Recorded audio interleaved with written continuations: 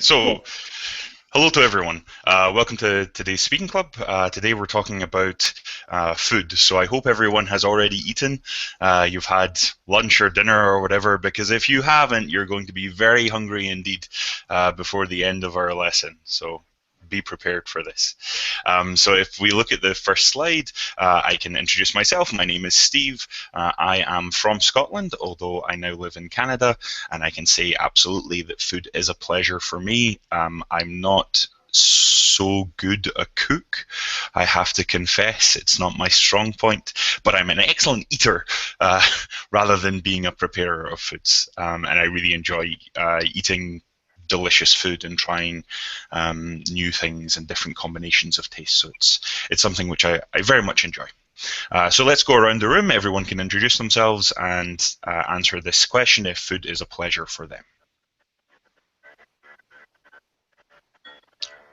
Who would like to go first? Girls first. Okay.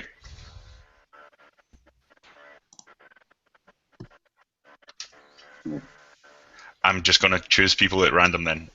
That's it. Why don't you go first?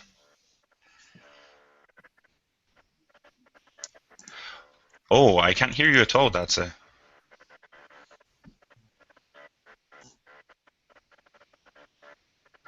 Nope, still can't hear you. Okay, we'll let you try and fix your audio. Alexandra.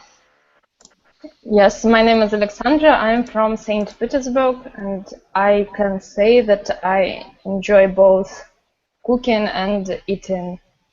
So when I was a child, actually I didn't like to eat, and it was a problem for my parents to make me eat something.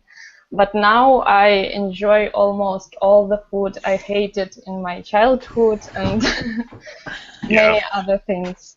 Yeah, I think it's always the same. Our taste buds change as we get older, and this food that we turned our noses up at when we were kids is now one of the best things in the world. Vegetables, yes, I love vegetables. They're my favorite things. Yeah, great. Thanks, Alexandra. Thanks for introducing yourself. Who'd like to be next? Okay. Maybe I can tell about myself. My name is Valery. I'm from Moscow, and food is pleasure for me. I like variety of cuisine, but my favorite one is Indian cuisine because it's spicy and hot, and something unusual, especially if we compare this Russian food. So. Yeah, and is it easy to find Indian cuisine in Moscow, Valery? I think in St. Petersburg I know much more restaurant than in Moscow. Yeah. Maybe Alexandra know better. Yeah. I know only one Indian restaurant. What's the name? Sorry? What is the name of the restaurant, you know? Actually, I don't remember its name. It's at the end of Vasilievsky Island. Maybe something new. So you have to I was investigate there this 2 years ago, and I don't think that it's very new, but it's 2 years at least. It's something for you to investigate, Valerie.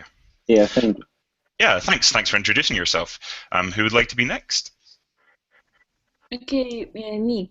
I'm Anastasia, and I can say that I like to eat as well and to cook if I have enough time for it. Because if I have a lot of deals, it's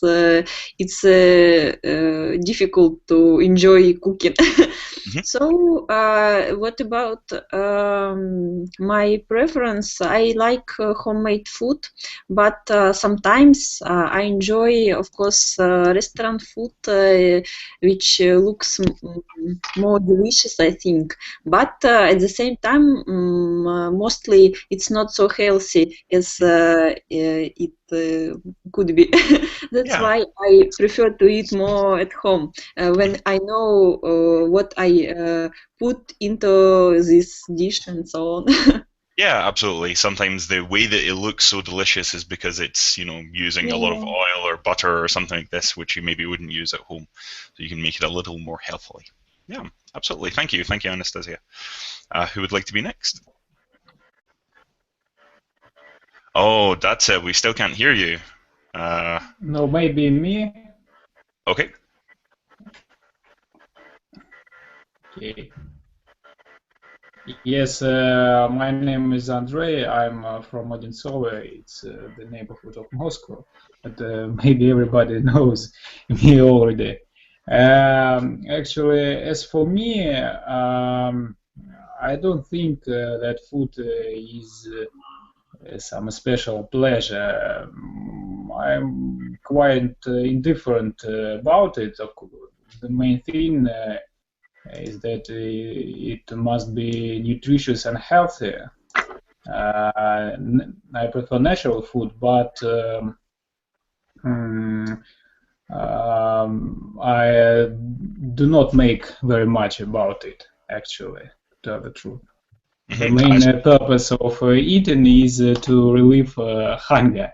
I take it from the next Yeah, slide. so Actually, we'll jump onto this and we'll talk about these quotations. But for you, it's not really anything special. It's more just I eat because Yes. I have to, rather than So because I can eat almost everything. The main thing is that it is healthy, natural, and contains low chemical substances, so to say. And like Anastasia, do you prefer eating at home because of this, that you can control what's being put into the food more ably? Yes, I like eating at home. My wife cooks well. But at the same time, I have nothing against eating out. I like to spend time at a restaurant or cafe with my friends. But eating is just the cuisine is just the background for our communication and not the main thing about. Yeah. Thanks, Andrew. Thanks for sharing. That's it. Another try? No, we still can't hear you. Oh gosh, I don't know what's wrong. We can see you. We can see if any of us were very good at lip reading, we would be able to have a great conversation, but can't hear you at all. No. Okay, so still keep trying to fix. Then we have Andrew or Yulia. Okay. Hello, everyone. My name is Yulia. I also live in St. Petersburg. I enjoy cooking. I think that food is a real pleasure to me. Speaking about restaurants, I don't think I really enjoy eating out. But I think that there are plenty of different cuisines in St. Petersburg, and you could find anything you want. And do you have like a favorite restaurant with a favorite type of cuisine, or is it just, from time to time, whatever you feel like in that day? There is one with French cuisine, but I like bakery there the most. French buns and patisserie. You're making me hungry as you say this, Yulia. Yeah, great. Thank you. And then Andrew? Yes, thank you for giving me the floor.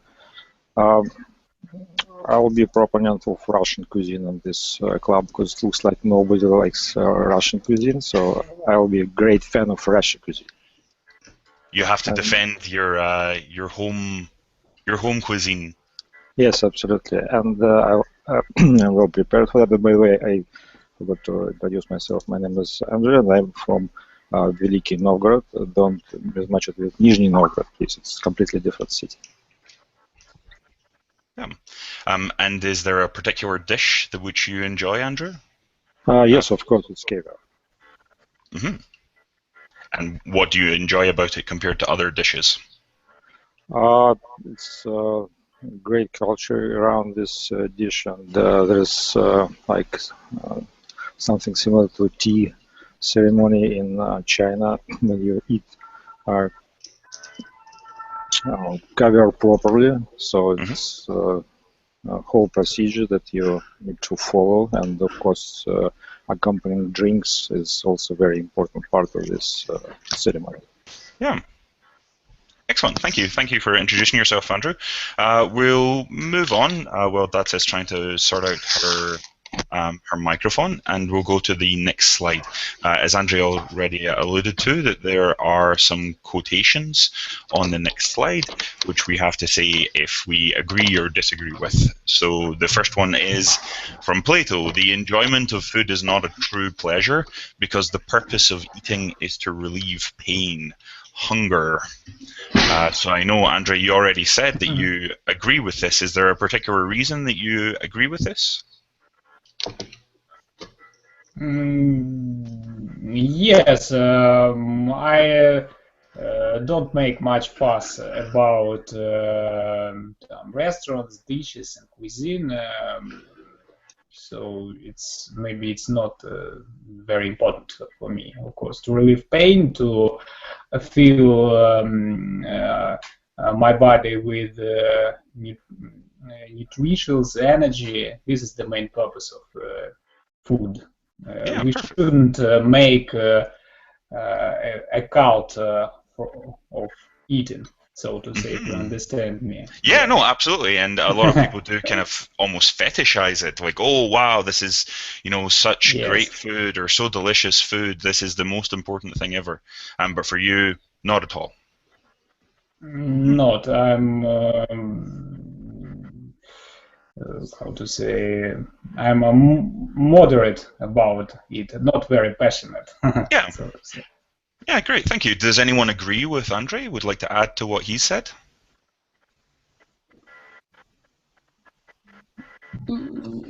I can just continue. Maybe for me, eating it's not the only relief of a hunger, relief a hunger, but I think it's more. Now it's more a tradition for me. Like, for example, even if I not so hungry, I can make a company for my family and for my friends, just to visit a cafe or to go to friend's house and eat something, maybe not so much because I'm not hungry, but I enjoy to be at the table with my friends. Yeah. And maybe my preferences changed when I start traveling more, because when you travel, you want to try something new and to see something new, and maybe because of this, I start enjoying more good-looking dishes than I prefer before. Yeah, so your preferences have changed.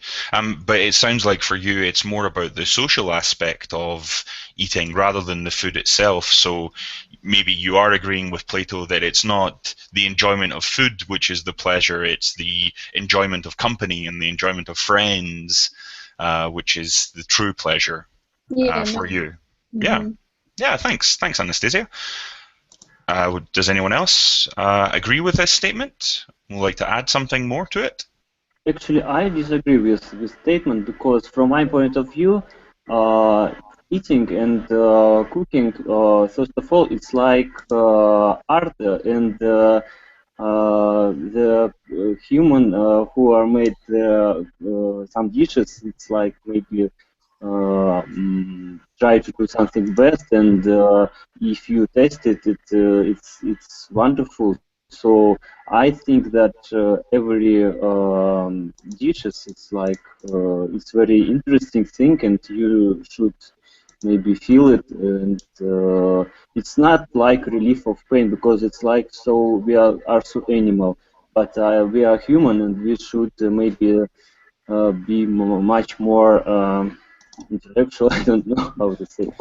Yeah, we can maybe say that maybe it was at one point just about relieving pain or relieving hunger, but now food has transcended this. Point of this, because it's much more larger and it is a complex object. So Yeah, more about the artistry of the food and making delicious things now than it is just about being nutritious. Does anyone then disagree with this quotation and agree with Valeria that it is a true pleasure? I also disagree with this statement because we eat like several times a day, and if we wouldn't enjoy it, there's not much left to enjoy. So it's just a thing to get some happiness from it. So why not? So you're taking issue that even if it is just for relieving hunger, that we should still enjoy it, and it is still a pleasure Sure. from this. Yeah. Okay, great. That's a valid viewpoint, Yulia. Thank you. I wanted to add, I think that when Plato wrote the statement, the situation was a bit different.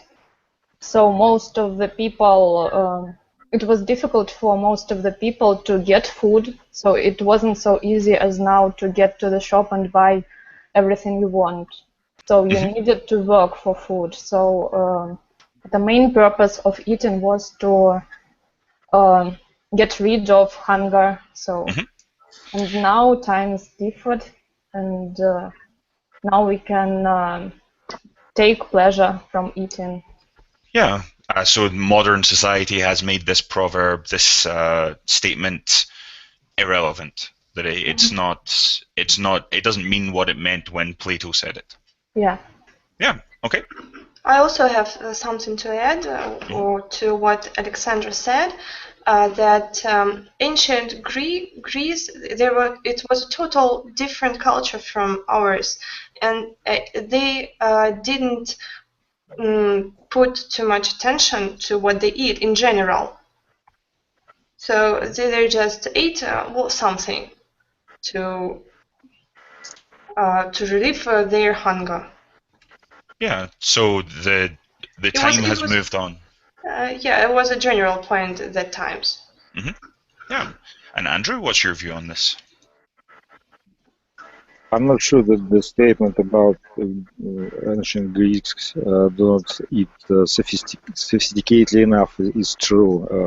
I'm quite not sure about that.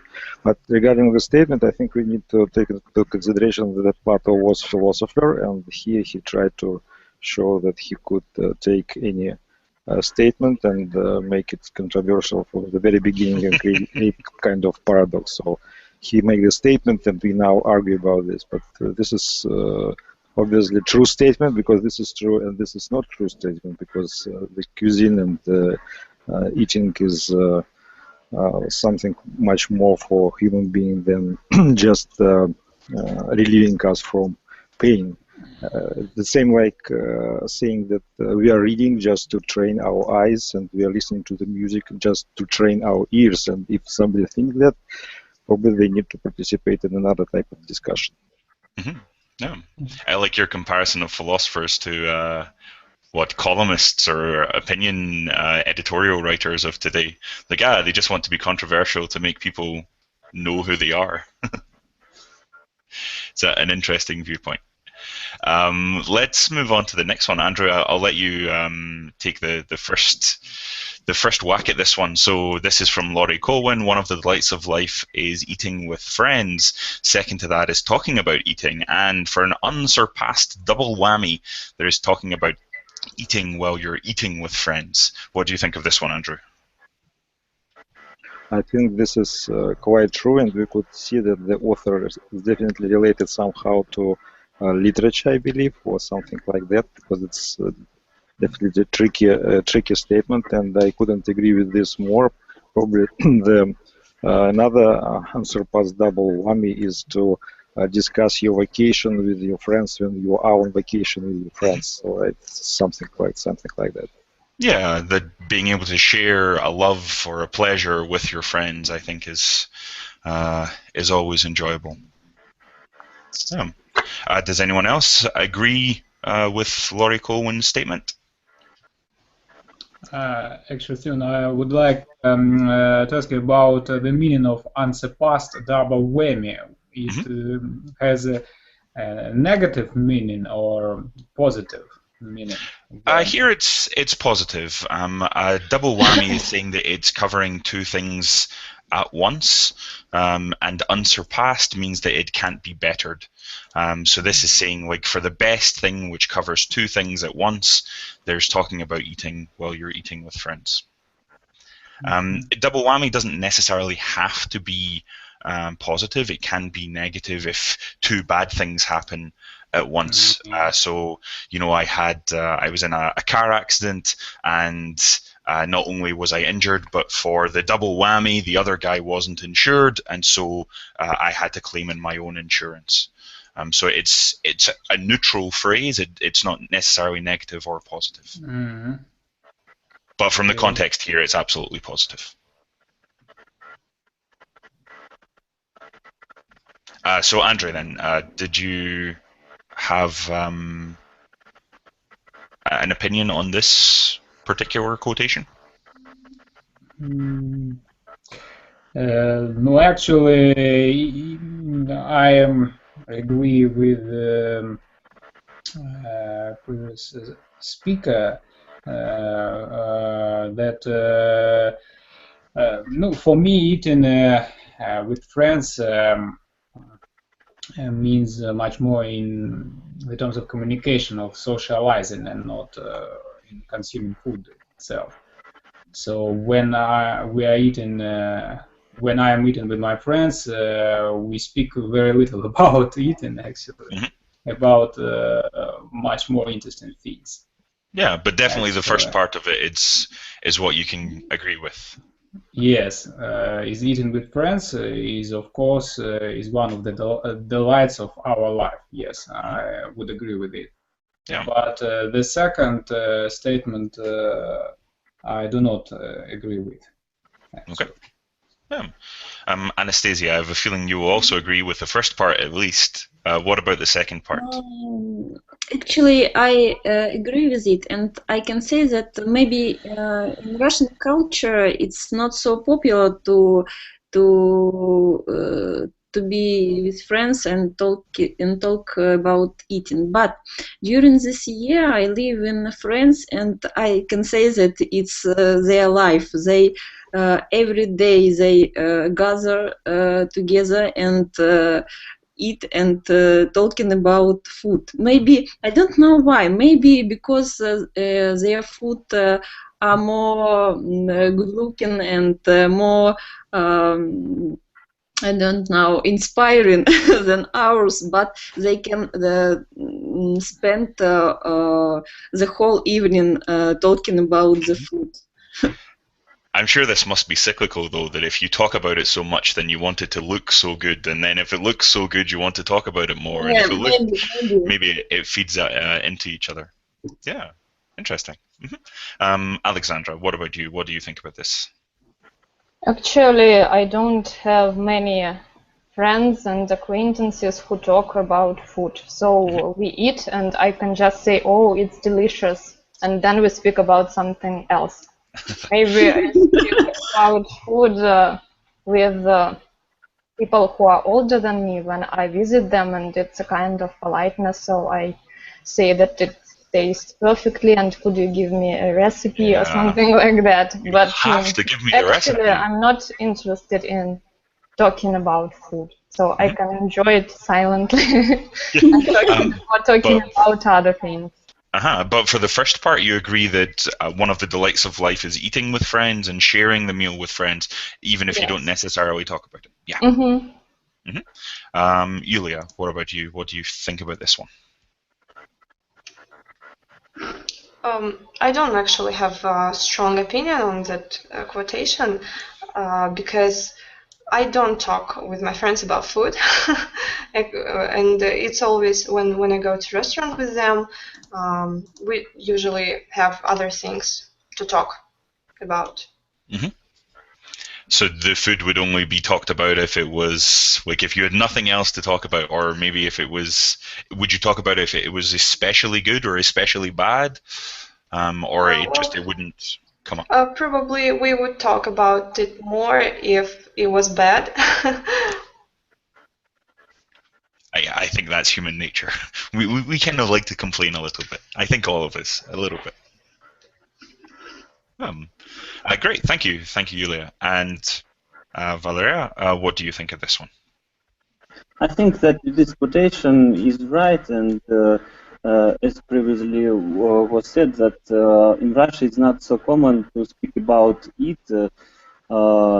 in food, but I think it depends. If you meet with your friends, it's very often happens in some restaurant cafe, and if there are the food is beautiful, interesting, delicious, and you can speak, no, you can discuss this, but a little bit than how Alexandra told that how it was beautiful, and that's it.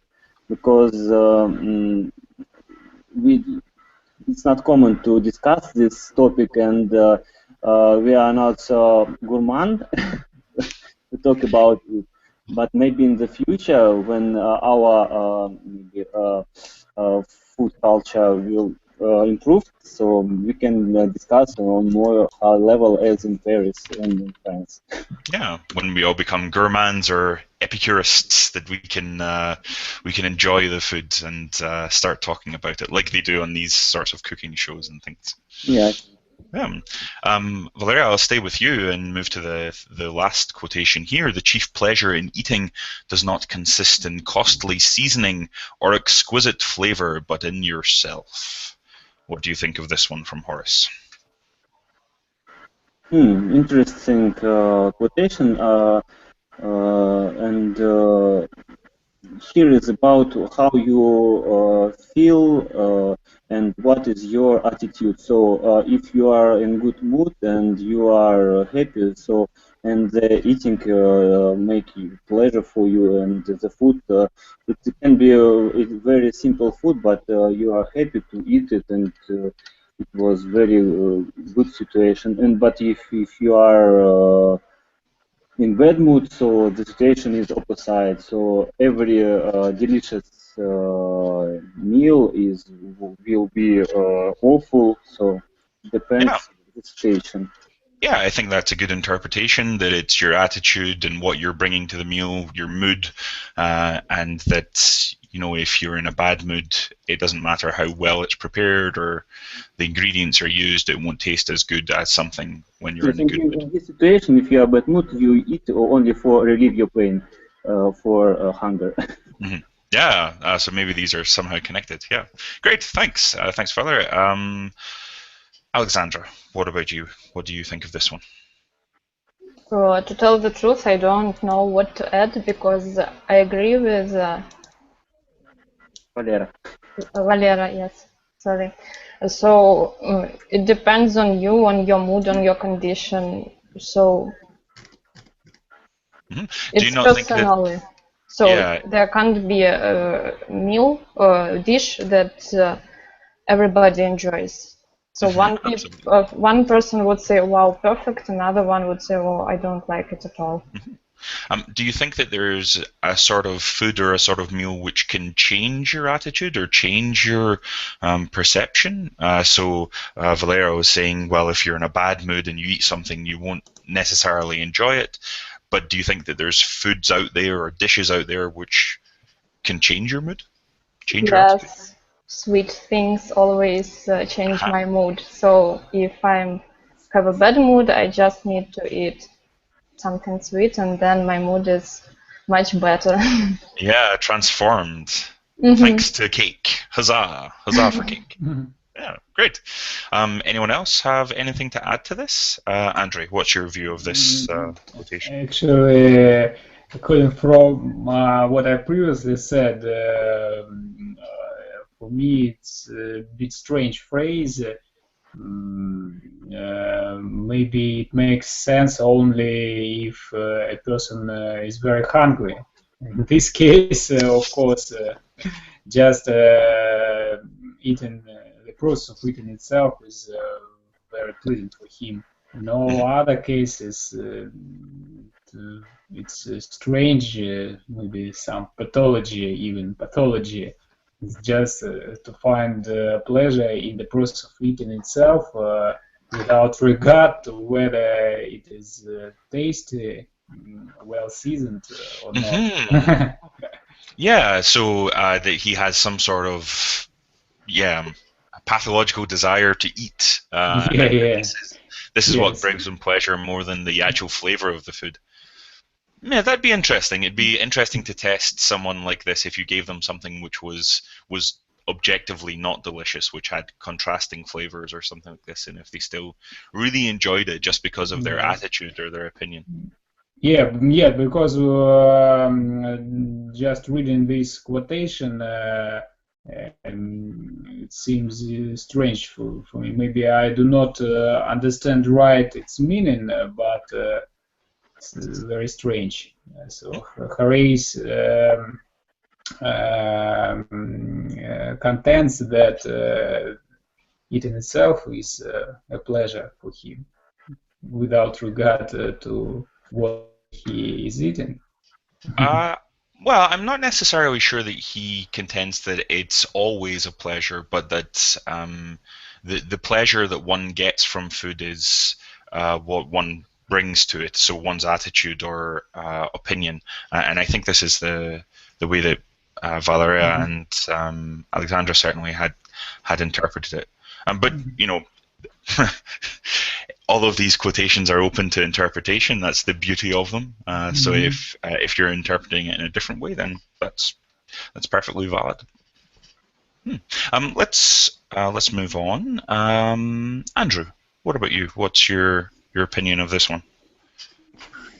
I think what author trying to state here is that he do not include in his statement any bad food. So it looks like he assumes that being good seasoning and at least good flavor is forgiven for food that he usually consumes, and now he's talking about costly seasoning and exquisite flavor. So, and from that point, it's definitely only in yourself. Another interpretation could be that without human, food doesn't taste at all. So there is no taste until you start eating the food. And author is poet and he's humanist, so it looks like he's trying to represent himself in this statement as being human-centric and not food-centric. Almost sounds very zen, Andrew, that like the tree falling in the forest. If there are no humans around to taste the food, then how can it taste delicious? It's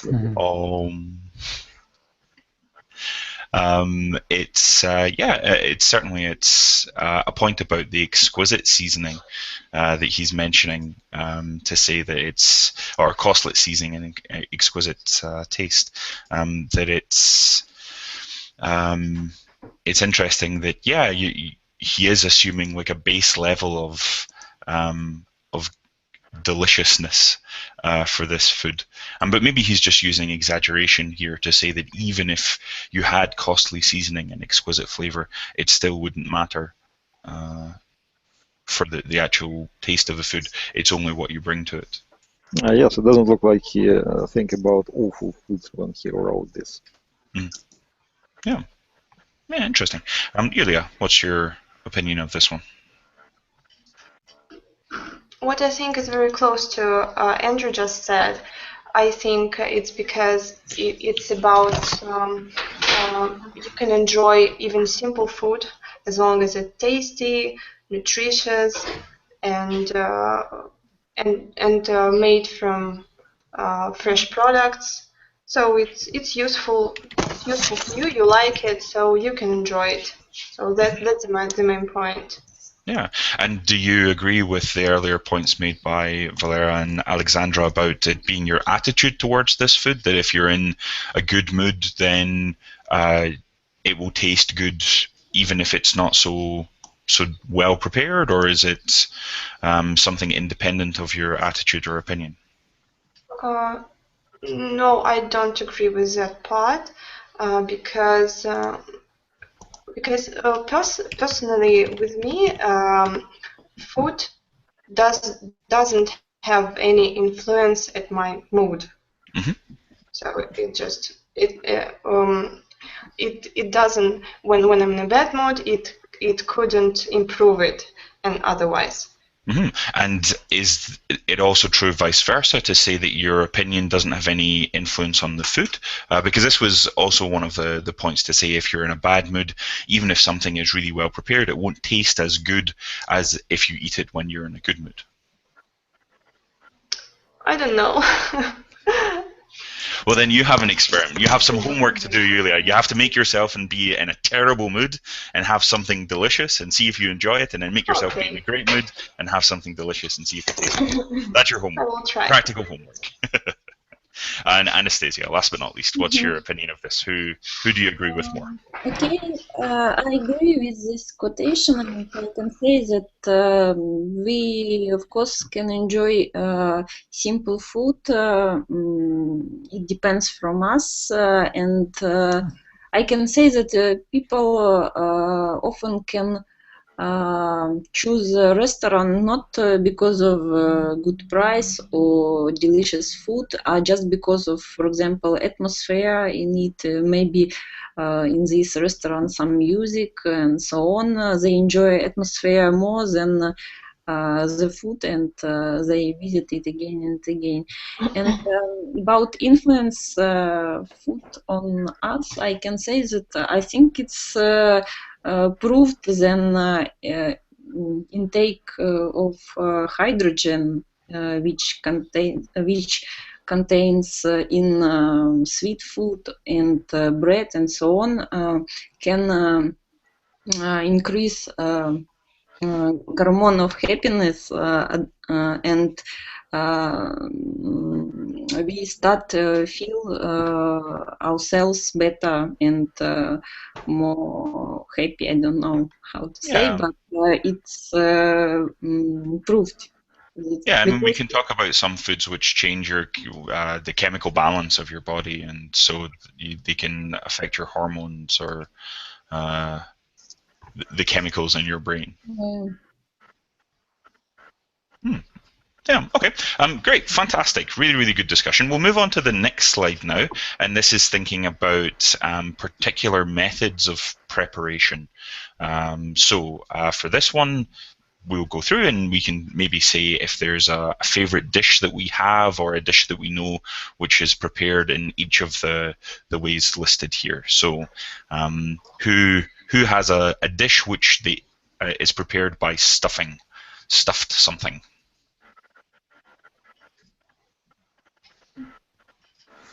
I have such kind of dishes that is stuffed. It's about stuffed paper with meat and rice. It's called. There is now a special name, but it's very common for Russian canteen, and it's very tasty. I recommend it. Yeah, I would say it's not even specifically for Russian cuisine. I've seen this in Canada. I've seen it in the UK, that it's quite widespread to take some peppers, some sweet peppers or bell peppers, to stuff them with meat or rice or maybe some cheese, feta cheese. Special Bulgar pepper, which is red or yellow, so it's nice. Yeah, absolutely. I agree. So stuffed peppers, a great example. Anything else which is stuffed? Maybe chicken or duck stuffed by apples or pears. I don't know. Maybe for American it's more popular because they have Thanksgiving Day. Yeah, so Thanksgiving's actually not so far away. It's only a couple of weeks away, and turkey is the traditional bird for Thanksgiving. Turkey, yes. But in Russia we don't have such celebration, such holiday. But sometimes we make this stuffed turkey as well. Or as you said, other birds as well, like chicken or duck or goose as well. You can have stuffed goose with fruit or with maybe a mix of sort of bread or sage and onion, and chestnuts are quite popular in stuffing as well. What you have in your fridge, you can stuff your turkey. True. What you want. True, but there are some traditional stuffings, let me say. Yeah, good. Anyone else have any stuffed dishes which they know of or they enjoy?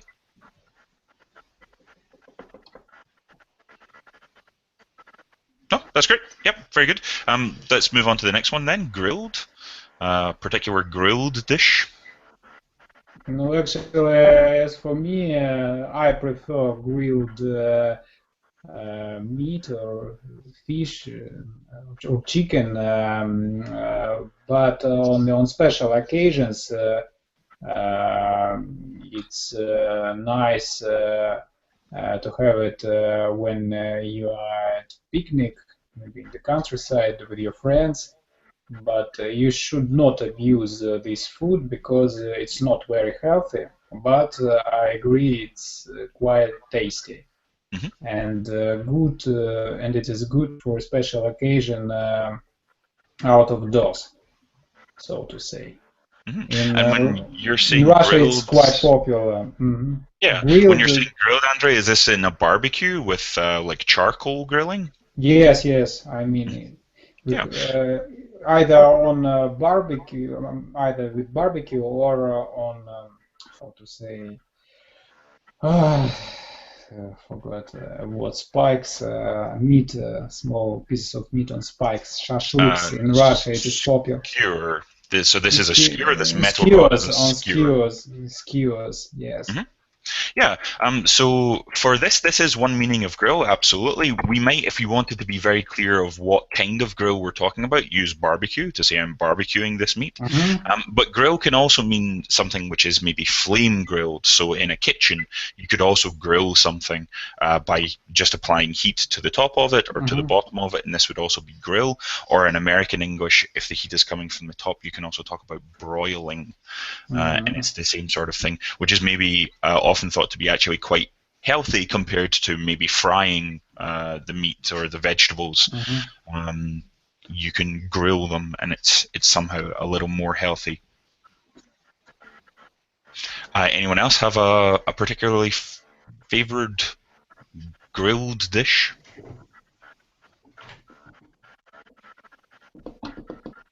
No. So as Andre said, yeah, grilled meat, grilled vegetables, things like this, with the flames coming from above or below. This is anything can be grilled in this way. Let's move on then to pickled. What sort of things are pickled?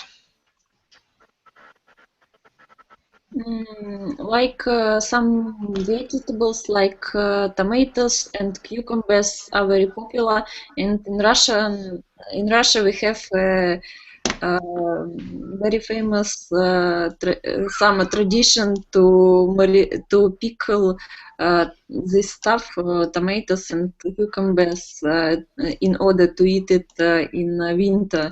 So all grandmothers make it in their homes and then give for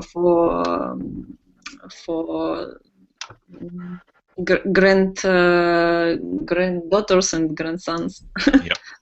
I made you some pickles. Here you go. Yeah. Pickled cucumbers have a particular name. In the UK, they're known as gherkins because they're smaller, and so it's not like the full cucumber. It's like a small cucumber. So this is a gherkin. In US English, they're often just known as pickles, actually. Like a dill pickle would be this sort of small pickled cucumber, and it'd be unusual to hear someone say pickled cucumber. So if you're ever eating in an American restaurant and they say, "Would you like a pickle with that?" then it's this pickled cucumber that you'll get. And pickled cucumber is a classical Russian eaten up for vodka. Actually. Oh, really? Yes. I will have to remember that next time I have some vodka that I'm not doing it so traditionally. Yeah, good. Any other things which you've had which have been pickled? Mushrooms. Pickled mushrooms, yep, absolutely. In the UK, we pickle eggs. This is fairly common. If you go to a bar, you can get a pickled egg, which you would have your beer and a pickled egg as well. And what is the taste of this egg? Tastes like vinegar, to be honest. Tastes like pickling, and egg. Tastes like pickled egg. I don't really know how to describe it other than to say it tastes like it is. If you imagine what vinegar on egg would taste like, that's what it tastes like. Something strange. Yeah, well, yeah, I think every culture has its own particular weird food that it has, which is perfectly normal in that culture. But outside of it, I think everyone goes, "Oh, really? You do that? Huh, weird." Yeah, great. Let's move on to the next one then. Marinated. Andrew, do you ever marinate anything? Have you had something marinated? I guess marinated is very close in meaning to pickled, and say, despite the fact that I mentioned that I'm great fan of Russian cuisine, we could think about marinated olives. So this is rather um, Italian cuisine, and they could be also stuffed with some thing added inside the olive. It could be. Yeah, we can see this on the picture actually in the Yes, presentation in the bottom left corner. Marinating is slightly different from pickling in that marinating is about adding taste and flavor to something, and pickling is more about the preservation of something. So this would be the main difference in meaning between the two. So for instance, we would often marinate meat, especially if we were going to barbecue it or to roast it, to give it a particular flavor. Nothing to do with the preservation, just about adding the particular flavor. Yes, completely.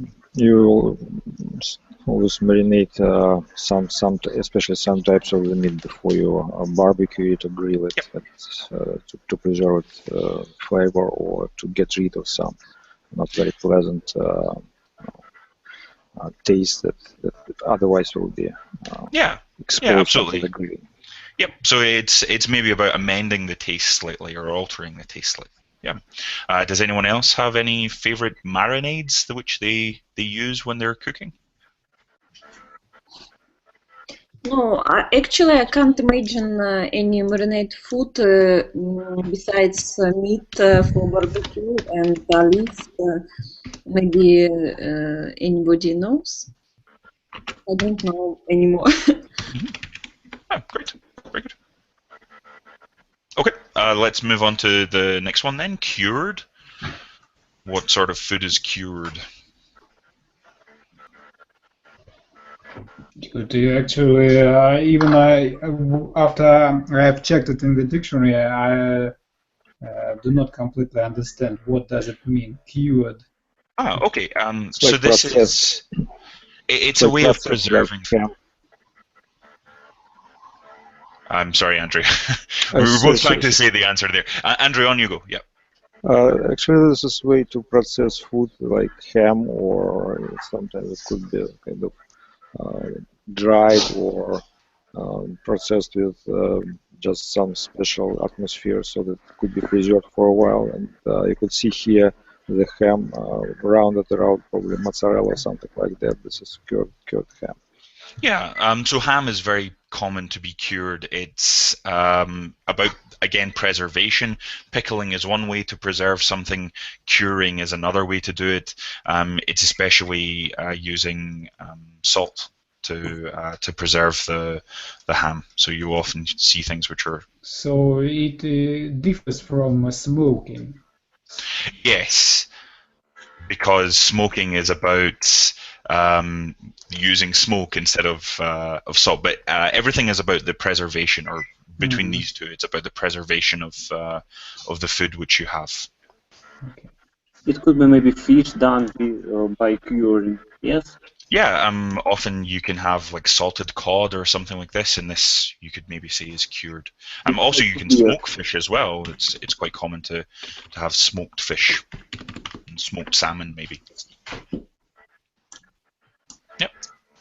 Okay, let's move on. I'll jump in sauce because I think everyone would be okay with that, and say deep fried. What sort of foods are deep fried? French fries, no? Yeah, absolutely. And so what's the difference between why do I need this deep fried? What does this tell me? Maybe because of the process of preparation, this stuff, because for French fries we need special oil and special maybe, pan or something like this, where you can do French fries. Yeah, exactly. So it's exactly about the preparation of the oil. This is telling me that it's completely immersed in oil. So when I deep fry something, I put it under the oil so that there's boiling oil around it. And this is compared to shallow fry, where I maybe just have a little oil in a pan and it's cooking the surface of the thing. So I can shallow fry maybe steak or egg. For instance, if I'm making a fried egg, it's usually shallow fried rather than deep fried. Yeah. Right, it's more like not fry but boil. I think in oil.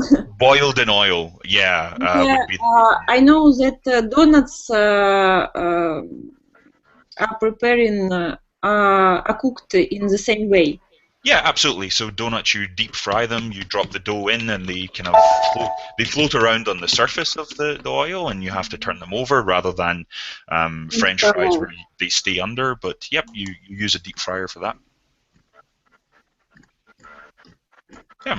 I will leave you talking about unusual foods with this knowledge that in Scotland we love deep frying, and we deep fry everything. And so if you can think of a food, we have deep fried it, from chocolate bars, such as like a Mars bar, we've deep fried that, to pizza. We deep fry pizza in two ways. There's two different ways of deep frying pizza, and we do both of them because we are crazy and love deep frying foods, and also have a lot of heart attacks because we love deep frying foods. So, but it's not so healthy. Absolutely not. No, not even not so healthy. Very, very unhealthy. But there you go. So I want to thank everyone for their participation. Thanks for coming along today and sharing your ideas. Hope to see you all again in the future. And thanks again. Thank you a lot. Thank you. Bye. Thank you very much. Bye for now. Thank Bye. you. Bye.